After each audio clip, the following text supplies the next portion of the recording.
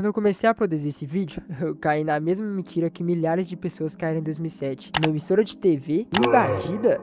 Não é possível. Como isso aconteceu? Até descobrir que na verdade nunca aconteceu. Ou pelo menos não daquele jeito. Porque esse vídeo que enganou milhares de pessoas na internet foi criado como um analog horror. Mas existe um detalhe que quase ninguém comenta. Ele foi inspirado em um caso real. Ou seja, realmente aconteceu, eu não estava enganado. E na minha opinião, essa história é muito mais interessante do que o próprio vídeo. Hoje eu vou contar a verdadeira história por trás de Wyoming Incident. Na verdade, eu nem sei se é assim que pronuncia. Meu inglês não é dos melhores. Só que o Wyoming Incident é uma creepypasta ou analog horror criado entre os anos de 2006 e 2007, como parte de um ARG. A história dizia que uma emissora de televisão do estado de... eu sei lá como é que pronuncia isso aqui, mano. É Wyoming. Teve seu sinal invadido por uma transmissão extremamente perturbadora. Uma transmissão que supostamente causava efeitos psicológicos em quem assistia. Já é bizarro só de ouvir, né? Mas calma, tem muita coisa ainda. Só que antes, eu preciso te contar uma coisa importante. Isso nunca aconteceu de verdade. E essa é justamente a graça. A história foi escrita de uma forma tão convincente que pessoas burras igual eu acreditaram nela. Só que existe um detalhe. Uma parte dessa história realmente aconteceu. Só que não em Wyoming e nem em 2007. A inspiração para tudo isso aconteceu há 2 décadas. Em 1987, na cidade de Chicago. Só que calma aí. A gente já chega nisso. Mas afinal, quem criou tudo isso? A teoria mais aceita diz que surgiu em um fórum da internet, Sometingaufu. Como eu falei, meu inglês não é dos melhores. Eu acho que a pronúncia certa seria Something Awful, criada por usuários conhecidos como Xenorbambus e T-Detector, como parte de um ARG colaborativo. Já o vídeo mais famoso, que foi publicado em 2007, supostamente no YouTube, foi publicado por um usuário chamado John Heavy. Sim, tem um ponto final. Mas atenção, não existe nenhuma confirmação de que foi ele que criou o vídeo. Muito provavelmente, ele apenas publicou a versão que ficou mais famosa e aí, por mera coincidência do destino, foi aquele que estourou. Muita gente pensa que esse vídeo é a gravação da suposta invasão da emissora, mas não tem nada a ver. Ele foi produzido anos depois, justamente para dar vida àquela creepypasta, fazendo parecer que tudo aquilo realmente tinha acontecido. Agora vem uma das partes mais interessantes. O áudio do vídeo, aquele áudio perturbador que toca durante quase todo o vídeo, também nunca surgiu do nada. Ele foi baseado no logo sonoro da emissão pública América WGBH-TV da cidade de Boston. Só que ele foi desacelerado, distorcido e completamente destruído. Tudo isso para causar um desconforto.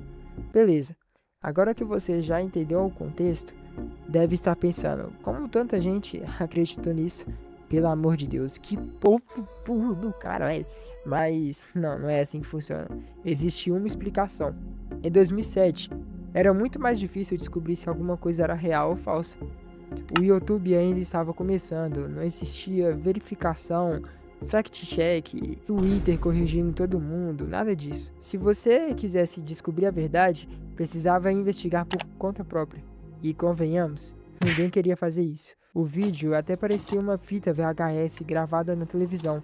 A qualidade era uma bosta, então parecia extremamente convincente. Mas acho que o detalhe mais importante é que invasões de sinal realmente já tinham acontecido, como o caso que inspirou essa história, no dia 22 de novembro de 1987, em que 2 emissoras de Chicago tiveram o sinal realmente invadido. Um homem usando uma máscara do personagem Max Headroom, isso mesmo, apareceu na transmissão. Esse cidadão quadradão aí, feião, sinceramente, se eu tivesse vivo naquela época eu já tinha borrado a situação há muito tempo. Só que o pessoal tinha culhão, né? Porque até hoje ninguém sabe nem quem eram os responsáveis por aquela invasão. Eles simplesmente desapareceram. Essa é a verdadeira origem da história por trás desse arc, o Wyoming Incident. Mas agora, vamos analisar o vídeo, porque é aqui que as coisas realmente começam a ficar estranhas. Essa é a história por trás do vídeo publicado no YouTube. Só que agora, nós vamos realmente analisar essa porra aqui. Porque, sinceramente, ele é estranho. Estranho a ponto de dar um desconforto que eu nem sei explicar. O vídeo começa com uma apresentadora falando alguma coisa parecida com isso aí que vocês estão vendo na tela. Eu não vou falar porque eu não sei se vai estar certo, mas seria Twing Him the First, que traduzindo seria mais ou menos dando a ele a primeira oportunidade em preparação para as eleições gerais de 2008. Ou seja, isso estaria falando de eleições. E aparece esse cara, só que do nada passa um glitch e a transmissão é interrompida. A tela falha e aparece isso: vários números e uma frase. Apresentamos uma apresentação especial. Esse tipo de tela era comum em emissoras antigas, quando alguma informação urgente precisava interromper a programação normal, ou seja, ela está ali justamente para fazer parecer que aquilo realmente foi transmitido pela televisão. Agora, esses números, até hoje, ninguém conseguiu provar o significado deles. Então, seguimos. Poucos segundos depois, a tela fica preta e aparece a primeira mensagem: você verá coisas tão bonitas. Aí logo em seguida aparece isso. Bom, a beleza está nos olhos de quem vê, né? Quem sou eu para julgar? O rosto fica na tela por alguns segundos e desaparece, voltando novamente para a tela da Special Presentation. Só que agora as mensagens começam a mudar. A próxima diz: por que você odeia? Só que daqui para frente tudo começa a piorar. Os rostos ficam mais estranhos, mais próximos, mais rápidos. Alguns aparecem multiplicados, quase como se o vídeo estivesse tentando causar desconforto de propósito. E pesquisando sobre isso, eu descobri uma coisa interessante. Existe um conceito chamado Vale da Estranheza. Basicamente, quando alguma coisa parece quase humana, mas não completamente humana, nosso cérebro começa a sentir desconforto. É por isso que manequins, bonecos, robôs muito realistas às vezes parecem assustadores. E sinceramente, é exatamente o que esses rostos fazem. Eu acho que essa seria a função deles. Porque eu tentei descobrir se existia algum significado escondido atrás deles, alguma referência, alguma pessoa real, mas eu não encontrei nada. Então, a conclusão mais honesta que eu consegui enxergar foi: eles existem apenas para incomodar. E, para ser sincero, funciona muito bem. Mas o vídeo continua. Agora aparece outra mensagem: você está doente. Não como uma pergunta, como uma confirmação. Logo depois, nós só queremos consertar você. Percebe como o tom mudou? Antes pareciam ameaças. Agora, parece que quem está falando acredita que está ajudando você. A tela da apresentação aparece mais uma vez. Então surge outra pergunta: o que se esconde na sua mente? Na minha opinião, essa é uma das mensagens mais interessantes do vídeo, porque ela deixa de ameaçar e começa a brincar com sua cabeça, como se a transmissão estivesse tentando convencer você de alguma coisa. Logo depois, os rostos voltam, só que agora um deles gira lentamente e olha diretamente para a câmera, de um jeito extremamente estranho. E a próxima frase diz: nós já vimos isso. Agora, não é mais uma pergunta, é uma afirmação. Só que logo em seguida, aparece outra frase: você pode perder tudo. E depois disso, aparecem dois rostos, uma boca extremamente distorcida e outra frase. A tradução dessa parte é meio confusa, mas eu interpretei como: tudo tem um preço. Não sei se essa realmente era a intenção, mas foi a interpretação que mais fez sentido para mim, porque a tradução seria meio: não tem nada que não tenha um preço. E foi isso que eu consegui interpretar. A próxima mensagem é: você não pode se esconder para sempre. Só que os rostos agora parecem completamente diferentes do começo. Eles tentam falar alguma coisa, sorriem, se deformam e ficam muito mais agressivos. Tem um ali que parece até um usuário do Discord com 40 anos. Acho que eles ficam assim, completamente malucos. Depois aparece outra frase: Estamos à porta. Daqui eu também não saio. Logo depois, você está perdido no caminho. E nessa parte, eu realmente acho que o vídeo muda de objetivo. Agora ele não quer mais parecer apenas estranho, ele quer intimidar. E eu acho que consegue. Porque imagina você assistindo televisão normalmente, e do nada, isso aparece na tela.